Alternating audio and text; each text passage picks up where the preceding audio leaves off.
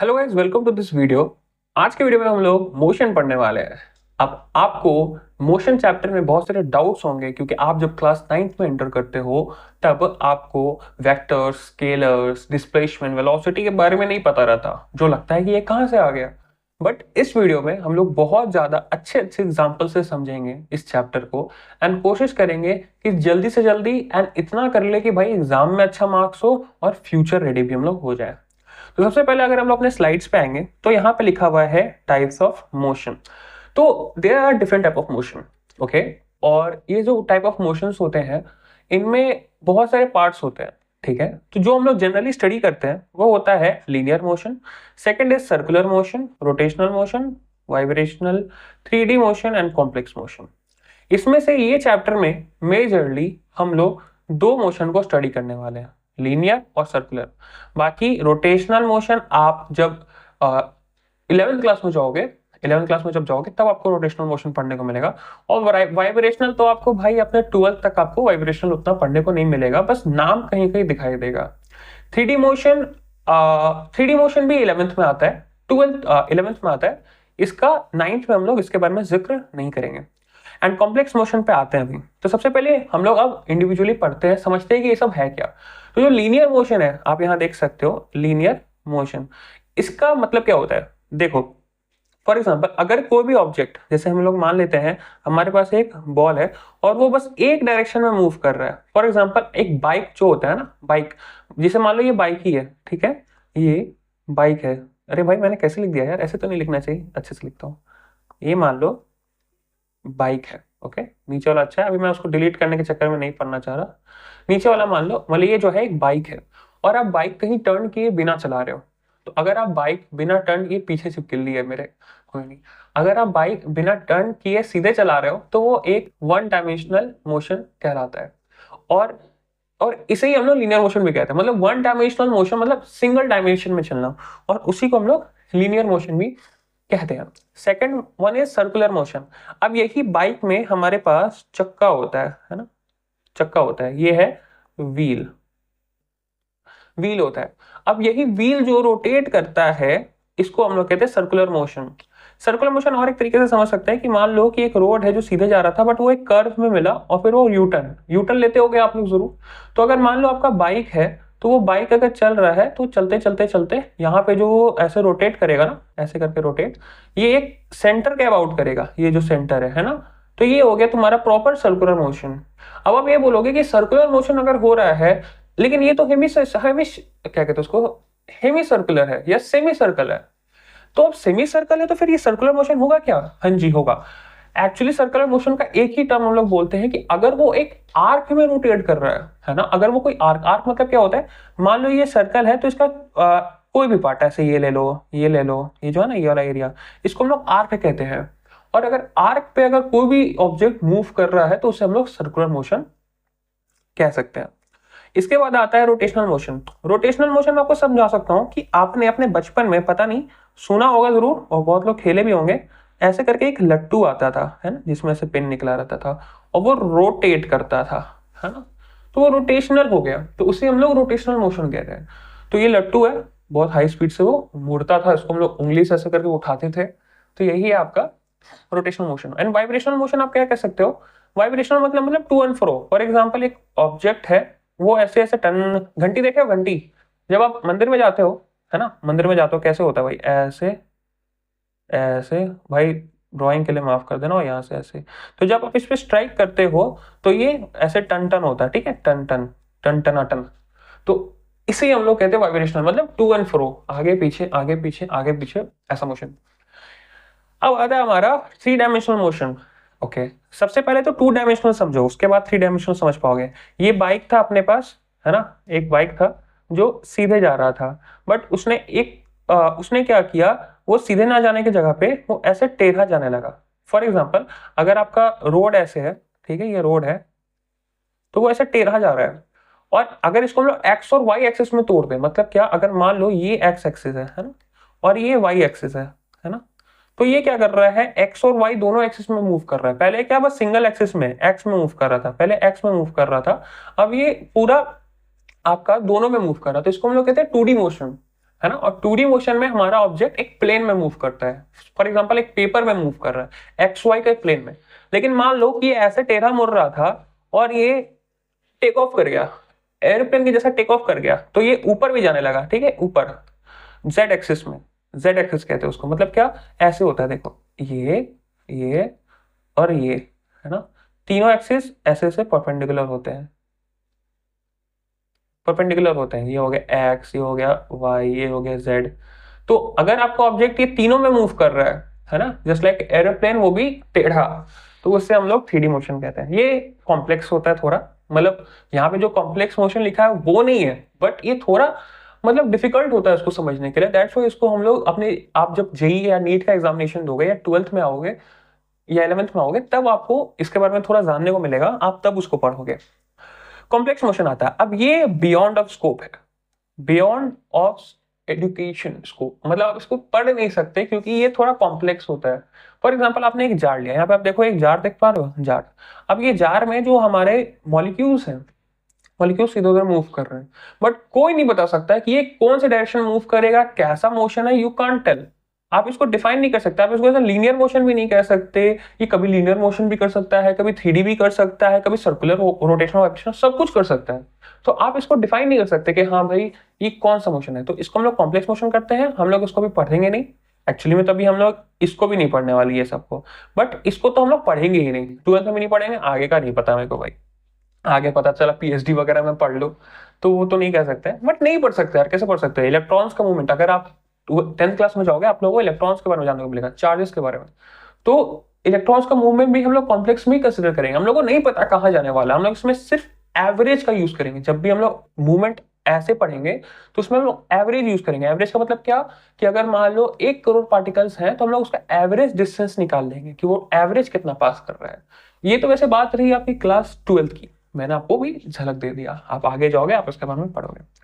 तो हमारा first sheet complete होता है, हम लोग को मोशंस के बारे में पता चलता है। हम लोग इस चैप्टर में, मोशन वाले चैप्टर में, लीनियर मोशन और सर्कुलर मोशन के अलावा अपना स्कोप नहीं रहेगा, बस इतना ही पढ़ने वाले हैं। अब आता है यहाँ पे हमारा प्यारा बिल्ला। बिल्ला देखो कितना आराम से यहाँ पे है, यहाँ जो बिल्ला ना, ये कितना आराम से यहाँ पे है। अब हम लोग इसके थ्रू समझेंगे कि हम लोग किसी भी ऑब्जेक्ट का पोजीशन कैसे बताते हैं। अब मेरा सबसे पहला आपसे क्वेश्चन यही रहेगा, आप मुझे बताओ ये बिल्ला है कहां पे, है ना।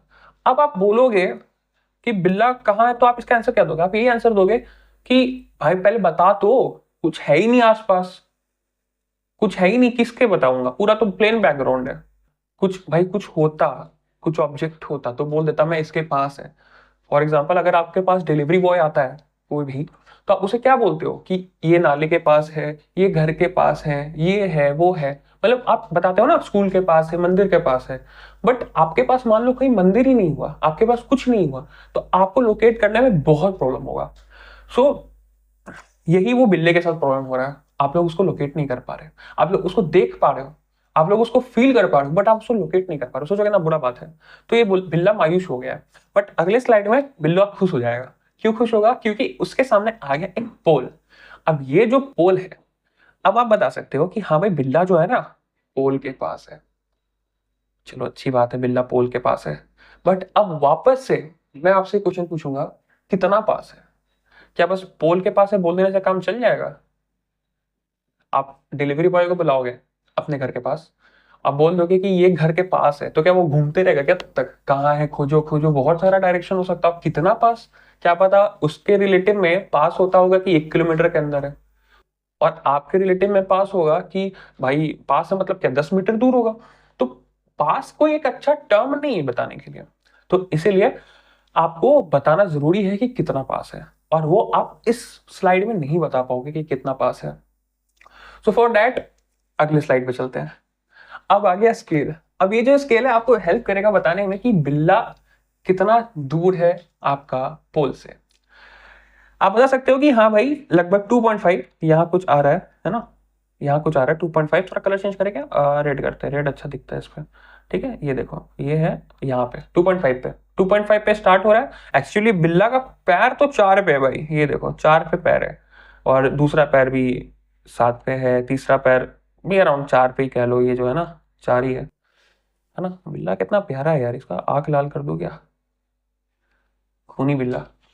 तो ये हो गया कि भाई 2.5 पे है एंड 7 पे है उसका दूसरा पैर, 4 पे उसका पैर। बट यहाँ पे एक और डाउट आएगा कि भाई आपने ये तो बता दिया कि 2.5 पे है, 4 पे है, 7 पे है, बट आप ये कब बताओगे कि 2.5 क्या? किलोमीटर, सेंटीमीटर, मीटर, कुछ तो बोलो, माइल, है ना, लाइट ईयर्स। तो ये भी जरूरी है। मतलब हम लोग इससे ये पता चलता है कि हम लोग को फर्स्ट ऑफ ऑल 3 चीजों की जरूरत है। सबसे पहले आपको पता करना रहेगा कि उसके पास में क्या है, आप किसके रिस्पेक्ट में पता करना चाह रहे हो। कभी भी पोजीशन हम लोग किसी चीज के रिस्पेक्ट में बताते हैं, तो हाँ भाई पोल के रिस्पेक्ट में। अब दूसरा क्वेश्चन आएगा कितना दूर है, हाँ भाई आपका उसका पैर 4 दूर है। अब तीसरा क्वेश्चन आएगा 4 क्या, मीटर, किलोमीटर, तो यहाँ पे लिखा हुआ है 1 यूनिट 1 मीटर, तो हाँ लगभग 4 मीटर दूर है। तो 3 चीज जरूरी क्या है कि सबसे पहले आप किसके रिस्पेक्ट में पोजीशन बता रहे हो वो बता दो, सेकंड कितना, मैग्नीट्यूड बताओ, थर्ड उसका यूनिट्स बताओ। यूनिट्स इसीलिए इंपॉर्टेंट होता है, आप मान लो आप कोई इसरो में साइंटिस्ट हो, नासा में साइंटिस्ट हो, एंड आपसे पूछा जाता है कि भाई उसका स्पीड कितना है, आप बोलते हो 10, बस 10। तो 10 बोलने से नहीं होगा ना, आपको बताना पड़ेगा किलोमीटर पर सेकंड है, किलोमीटर पर आवर है, क्या है भाई 10 क्या है, 10 किलो है क्या? स्पीड तो किलो में नहीं होगा ऑब्वियसली, बट स्पीड का अपना ही यूनिट्स बहुत सारे हैं। तो इसीलिए आगे बढ़ते हैं नेक्स्ट स्लाइड। तो बिल्ला का कहानी खत्म हो गया, हमने बिल्ला का पूरा कुंडली तक बता दिया। आगे बढ़ते हैं। अब आता है डिस्टेंस वर्सेस डिस्प्लेसमेंट। डिस्प्लेसमेंट एक ऐसा टर्म है, जब मैं खुद 9th में था भाई ये टर्म ने मुझे बहुत परेशान किया था, क्योंकि फर्स्ट टाइम आप इससे मिलते हो, आज तक बचपन से तो आप डिस्टेंस पढ़ते हो, है ना, स्पीड पढ़ते हो, बट ये ना जाने कहां से एक डिस्प्लेसमेंट टर्म आ जाता है। तो देखो डिस्प्लेसमेंट एक बस फिजिकल क्वांटिटी है ना। फॉर एग्जाम्पल आपसे बोला जाता है कि 2 + 2 क्या होता है, 4 होता है, तो यहाँ पे एक प्लस जो है मैथमेटिकल, क्या कहते हैं उसको, मैथमेटिकल फंक्शन।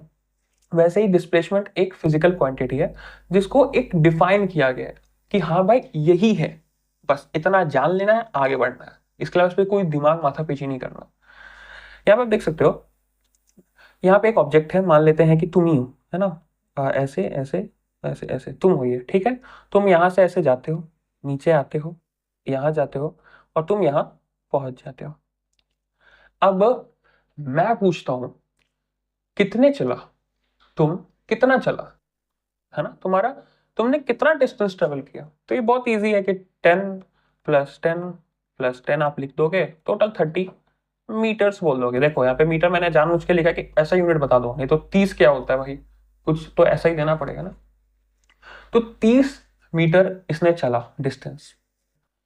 अब आता है डिस्प्लेसमेंट। डिस्प्लेसमेंट का मेन हम लोग यही डिफाइन किए हुए हैं कि डिस्प्लेसमेंट होता है कि जहां से वो शुरू किया और जहां पे उसका खत्म हुआ चलना, उसका बीच का डिस्टेंस कितना है। डिस्प्लेसमेंट भी डिस्टेंस है, बट हम लोग को ये बताना होगा कि इनिशियल पॉइंट और फाइनल पॉइंट का बीच का डिस्टेंस कितना है। अब आते हैं यहाँ पे तुम ही हो, ठीक है, यहाँ पे आ गए तुम वापस, ओके। अब तुम ऐसे चले, कैसे भी चले, है ना, ऐसे चले। अब तुमसे ये पूछा जाएगा डिस्प्लेसमेंट क्या था तुम्हारा, डिस्प्लेसमेंट क्या था बताओ, ये पॉइंट से ये पॉइंट चलने में तुम्हारा डिस्प्लेसमेंट क्या था। तो आप कैसे बताओगे, है ना। क्वेश्चंस भी आएंगे इस पे, आपके बोर्ड्स में क्वेश्चन आएंगे, और मैं आपको एक चीज बताना चाह रहा हूं, जेईई जॉइंट एंट्रेंस एग्जामिनेशन और नीट, है ना, ये 2 एग्जामिनेशन में ऐसे क्वेश्चंस आते हैं। जब आप अपने कॉलेज लेने जाओगे, आप इंजीनियर या डॉक्टर बनना चाहोगे, तो ये क्वेश्चंस आते हैं, थोड़े थोड़े कॉम्प्लेक्स आते हैं। मैं कोशिश करूंगा आपको ये वीडियो में आपको जरूर दिखाऊं, बट हाँ, तो कैसे निकालेंगे। तो इसका बेसिक रूल है, हम लोग हर जगह पे देखेंगे कि क्या ज्योमेट्री बन रहा है। यहाँ पे हम लोग को देखने को मिल रहा है कि ये 10 मीटर है, ये 10 मीटर है, ये परपेंडिकुलर लाइन लग रहा है, परपेंडिकुलर लग रहा है। तो यहाँ से यहाँ का डिस्टेंस मेजर करने के लिए हम लोग पहले यहाँ पे एक लाइन बना देते हैं, और ये भी एक्चुअली परपेंडिकुलर ही है, ओके। तो अब हम लोग को पता चल गया कि ये एक रेक्टेंगल है ना, रेक्टेंगल है। अब रेक्टेंगल का हम लोग को ये पता है कि ये अगर 10 है तो ये भी 10 होगा। तो इसीलिए ये पॉइंट से ये पॉइंट का डिस्टेंस 10 मीटर होगा। तो हम लोग यहाँ पे टोटल डिस्प्लेसमेंट 10 मीटर लिख सकते हैं और यहाँ पे टोटल डिस्टेंस 30 मीटर हम लोग लिख सकते हैं। तो डिस्प्लेसमेंट यही होता है कि इनिशियल पॉइंट और फाइनल पॉइंट में कितना दूरी है, हम लोग ऐसे ही डिस्प्लेसमेंट निकालते हैं। डिस्प्लेसमेंट का मैं एक क्वेश्चन आपको देना चाहूंगा। ओके, एक बहुत अच्छा क्वेश्चन है। मान लो कि यहाँ पे आपको इनिशियल पॉइंट था, ओके, पी इनिशियल। आपने क्या किया, यहाँ से मूव किए किए किए किए किए किए, ऐसे ऐसे बहुत, कुछ नहीं गारंटी, कुछ नहीं बोल सकते कितना किए, ठीक है। और फिर यहाँ आके यहीं पे एंड कर दिए। कैसे किए, ऐसे ऐसे ऐसे ऐसे ऐसे ऐसे आके यहीं पे एंड भी कर दिया। अब मैं आपसे पूछूंगा कि डिस्प्लेसमेंट कितना हुआ। ऐसे लोग डिस्प्लेसमेंट लिखते हैं, ओके। तो डिस्प्लेसमेंट कितना हुआ, तो क्लियर कट आंसर है 0 मीटर, क्योंकि आपने कहा इनिशियल पॉइंट पहले मैंने पता किया हाँ ये है, फाइनल पॉइंट पता किया यही है, तो हमारा डिस्प्लेसमेंट हो जाएगा 0। तो डिस्प्लेसमेंट जानने के लिए हम लोग को कुछ पॉइंट्स जानने बहुत जरूरी है कि पहले बताओ इनिशियल एंड फाइनल पॉइंट्स क्या है। आपको एक बार इनिशियल एंड फाइनल पॉइंट्स पता चल गया तभी आप बता सकते हो कि डिस्प्लेसमेंट कितना है। तो आपको क्वेश्चंस भी ऐसे ही देगा। क्वेश्चन कैसा देगा मैं बताता हूँ आपको। दे देगा क्या देगा बताता हूँ। ये दे देगा कि एक ऑब्जेक्ट है जिसका जो आपका 1,2 पे है, एक्स एक्स, मतलब इसका कोऑर्डिनेट 1,2 है, कोऑर्डिनेट्स कहते हैं ना। और वही ऑब्जेक्ट ट्रेवल करके कोऑर्डिनेट उसका हो जा रहा है 5,6। ओके, सो अब आप पूछेगा कि डिस्प्लेसमेंट कितना है ना। तो डिस्प्लेसमेंट के लिए हम लोग क्या करेंगे, जो एक्स एक्सिस को माइनस करेंगे, 5 - 1 4 का स्क्वायर प्लस 6 - 2 4 का स्क्वायर विच इज 4√2 मीटर्स। मतलब क्या है कि अगर आपका कोई एक्सिस है ना, उसमें 2 पॉइंट है ये और ये है, और आपको बीच का डिस्प्लेसमेंट पता करना है, तो ये होगा उसका डिस्प्लेसमेंट। और ये डिस्प्लेसमेंट हम लोग डिस्टेंस फॉर्मूला से निकालते हैं, जो आपको कोऑर्डिनेट्स सिस्टम में पढ़ाया जाता है, 9th में आ जाता है ये, ठीक है। नहीं पता तो अभी आप इसको छोड़ सकते हो, जैसे कोऑर्डिनेट सिस्टम पढ़ लोगे आप कर लेना, इसका एक फॉर्मूला आता है। ओके, तो ये हो गया हमारा सिस्टम, मतलब क्या, डिस्टेंस वर्सेस डिस्प्लेसमेंट हम लोग निकाल लेंगे। डिस्प्लेसमेंट में और एक नया चीज है जो आप नेक्स्ट स्लाइड में पढ़ पाओगे, जो है ये क्या है, रुको एक second, just wait for a second bro, एक सेकंड ब्रो। ये हो गया, यहाँ पे इसका एक्चुअली कलर ब्लैक हो गया था, तो चीज सही नहीं है। Okay, now we go, now we good, now we are good to go. अब आता है कि डिस्प्लेसमेंट में एक और चीज होता है जो होता है, displacement is a vector. Vector, vector है भाई। अब मैं आपका प्रॉब्लम समझ सकता हूँ।